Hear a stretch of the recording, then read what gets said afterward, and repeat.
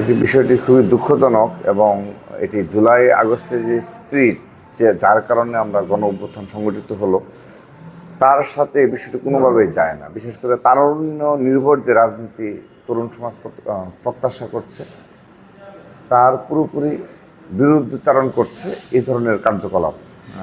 এবং যে বা যারা এ ধরনের কার্যকলাপের সাথে জড়িত আমরা তাদেরকে সবাই চিনি জানি। তারা সবাই জুলাই আগস্ট আন্দোলনে অবশ্যই সক্রিয় ছিল, কিন্তু পরবর্তীতে এই ব্যানারকে ব্যবহার করেই মূলত তারা এ ধরনের উচ্চবিলাসী যে জীবনযাপন এবং তাদেরকে দামি গাড়ি বলেন, তারপর অফিসের যে গেট আপ সেট আপ আমরা দেখি, খুবই দুঃখজনক এগুলো।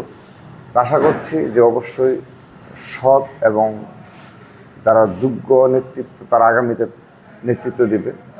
কিন্তু এই ধরনের যারা জুলাই আগস্ট আন্দোলন থেকে যারা বিচ্যুত মানে এই স্ট্রিট থেকে যারা বিচ্যুত হয়ে এই দামি গাড়ি এবং অফিসের দিকে ঝুঁকে পড়েছে এবং বিশেষ করে সচিবালয়ে যাদের যাতায়াত অনেক বেশি, এবং আমরা যেটা জেনে থাকি যেখানেই টেন্ডার হয়ে থাকুক না কেন সেখানেই নাকি অনেকেই কল দেয়, কল দিয়ে টেন্ডার ড্রপ করার বিষয়ে অনেক অভিযোগের পাহাড় জমা হচ্ছে।